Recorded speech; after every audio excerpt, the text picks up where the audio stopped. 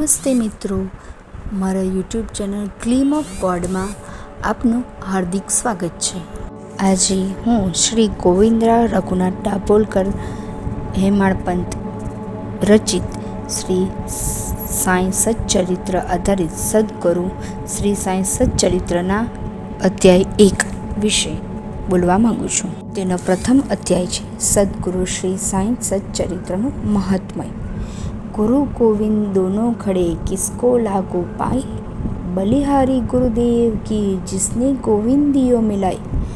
ગુરુનું સ્થાન માનવ જીવનમાં માતા પછી આવે છે. ગુરુ એ માનવ જીવનની નાવ છે જે ભાવસાગર પાર ઉતારે છે. સાંઈ બાબા એવા જ સદગુરુ હતા જે આ ધરતી પર અવતરિત થયા. આજે ગ્રંથો ગુરુના ઉપદેશને માનવી સુધી પહોંચાડે છે.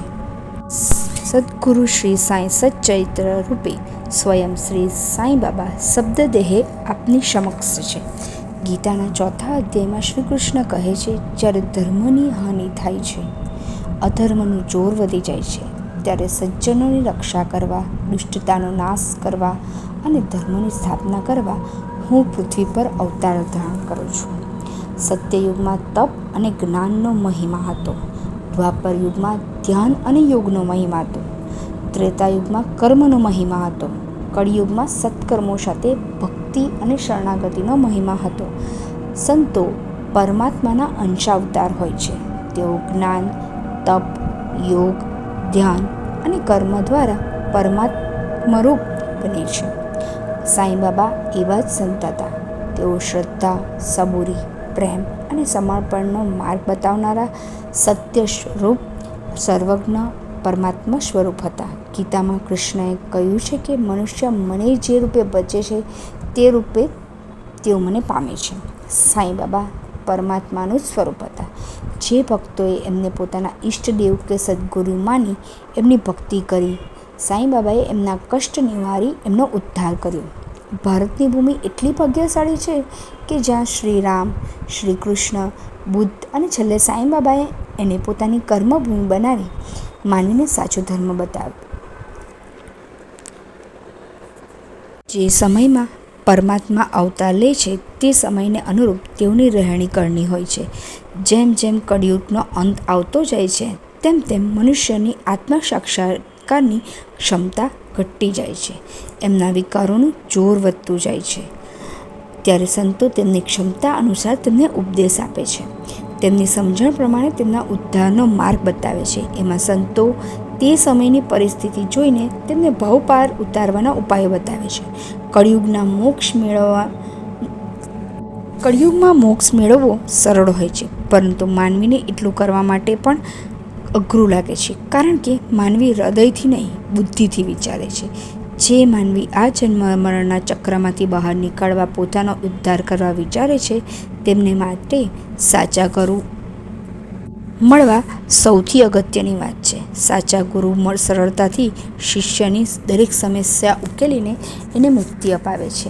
આ રીતે સાંઈ બાબા પરમ સદગુરુ હતા. તેઓએ માનવીનો ઉદ્ધાર કરવા જ જન્મ લીધો હતો. ત્યારે હિન્દુ, મુસ્લિમ, ખ્રિસ્તી ધર્મમાં સંઘર્ષ હતો. જે વિભૂતિઓએ લોક કલ્યાણ માટે આ ધર્મની સ્થાપના કરી હતી, ત્યારે એમાં સંઘર્ષ થાય એવું કશું જ ન હતું. પરંતુ એમના વારસદાર એ ધર્મનો ફેલાવો કરવાના બહાના હેઠળ પોતાનું વર્ચસ્વ વધારવા એ ધર્મને ખોટે રસ્તે લઈ ગયા. સાંઈ બાબાએ એટલે જ પોતે દર્શાવેલા ધર્મનું કોઈ નામ ન આપ્યું, કોઈ શિષ્યો ન બનાવ્યા, કોઈ ધર્મગ્રંથો ન લખાવ્યા. એક પોતાનું આ સચ્ચરિત્ર તે સમયના ભક્ત અણ્ણા સાહેબના કહેવાથી પ્રગટ થવા દીધું. સાંઈ બાબાએ તે સમય સ્થિતિ, સમાજ જીવન અને માનવ મનને અનુલક્ષીને જે ઉપદેશ આપ્યો એ સરળ અને સચોટ હતો. એમણે એને માનવ ધર્મ કહ્યો. જીવ માત્રને પ્રેમ કરવો, સૌમાં ઈશ્વર જોવા અને એમની સેવા કરવી એ જ એમનો ધર્મ હતો. એમણે કોઈ વિધિ વિધાન કહ્યા નથી. એમણે કહ્યું છે કે જીવન માત્રને નિસ્વાર્થ પ્રેમ કરો. જેને મદદની જરૂર હોય એને મદદ કરો. શ્રદ્ધા રાખો અને સબૂરી રાખો. તેઓ માણસ, કૂતરા, ગાય જેવા પ્રાણીઓ, પક્ષીઓ, કીડીઓ જેવા જંતુઓ વગેરે બધામાં સમાન ભાવ રાખતા. શ્રીમતી તરખંડે વિશીમાં જમતા કૂતરાના અડધો રોટલો ખવડાવ્યો. તેઓ જ્યારે દ્વારકામાઈમાં ગયા ત્યારે સાંઈબાબાએ કહ્યું, માય તે મને અડધો રોટલો ખવડાવ્યો, એનાથી મારું પેટ ભરાઈ ગયું. તેઓ પરમાત્મા રૂપ હતા અને કૂતરામાં પણ વાસ કરતા હતા એવું સાંઈબાબા સમજાવવા માંગતા હતા. તેઓએ દત્તાત્રેય રૂપે, વિઠોબા રૂપે, કુલપ સ્વામી રૂપે, ઘોડાગાડીવાળા રૂપે, ઓલિયા રૂપે, આદિવાસી રૂપે, કંઈ કેટલાય રૂપે ભક્તોને દર્શન આપ્યા હતા. તેઓ પોતાની સિદ્ધિથી ઉદી આપીને લોકોના રોગો દૂર કરતા હતા. કેટલાક રોગીઓના રોગ પોતાના દેહમાં લઈને એમને સાજા કરતા હતા. પરમાત્માના 6 ઐશ્વર્ય જ્ઞાન, સચ્ચિદાનંદ, વૈરાગ્ય, યશ, સર્વવ્યાપકતા અને ધર્મ સાંઈબાબા પાસે હતા. પરંતુ તેઓ જે કંઈ પણ કર્મ કરતા તેનો યશ કદી પોતે લેતા નહીં. તે હંમેશા કહેતા કે હું પ્રભુનો સેવક છું. તેઓ કોઈનું ભલું કરતા કે કોઈ એમના વખાણ કરતા તો તેઓ તરત કહેતા અલ્લાહ માલિક. તો એમ જ કહેતા હું કંઈ કરતો નથી, જે કરે છે તે માલિક કરે છે. એનામાં અસીમ વિવેક અને નમ્રતા હતા. તેઓ કહેતા કે માનવીનો સૌથી મોટો દુશ્મન અહંકાર છે, એટલે જ રાવણરૂપી અહંકારને 10 મસ્તક હતા. એ વિકારનો નાશ કરવા મનુષ્યએ કઠિન સાધના કરવી પડે છે. સંત તુલસીદાસે રામાયણને લોક ભાષામાં લખીને લોકોને મુક્તિનો માર્ગ બતાવ્યો હતો. સંત જ્ઞાનેશ્વરે શ્રીમદ ભગવદ્ ગીતાને લોક ભાષામાં લખીને માનવીને મુક્તિનો માર્ગ બતાવ્યો હતો. પરંતુ સાંઈબાબાએ એથી સરળ ભાષામાં ઉપદેશ આપીને કર્મો કરીને લોકોને મુક્તિનો માર્ગ બતાવ્યો છે. સાંઈબાબા માનવીને જેવી સમજણ હોય એવો એને ધર્મનો માર્ગ બતાવતા. જે સાંઈબાબાના ભક્ત છે, જેમને પોતાના આત્માનો ઉદ્ધાર કરવો છે, જેમને જન્મ મરણના ચક્રમાંથી નીકળી મુક્તિ મેળવવી છે, તેમણે સાંઈબાબાનો આ ગ્રંથ રોજ વાંચવો જોઈએ, વાંચીને વિચારવું જોઈએ. એમાં સાંઈબાબાએ કહ્યું છે એને સતત પોતાના જીવનમાં ઉતારવાનો પ્રયત્ન કરવો જોઈએ.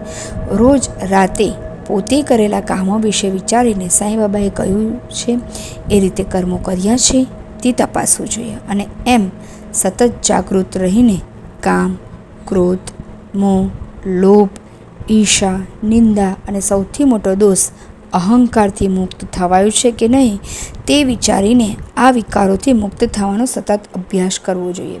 સર્વમાં સાંઈબાબાને જોવા જોઈએ. જીવ માત્રને પ્રેમ કરવો જોઈએ. નમ્ર અને વિવેકી બનવું જોઈએ. એ જ સાધના છે. સાંઈબાબા કોઈને પણ ધર્મ કે ગુરુ બદલવાનું કહેતા ન હતા. કોઈ પોતાના ગુરુને છોડી એમના શિષ્ય બનવા જાય તો તેઓ ખીજાતા.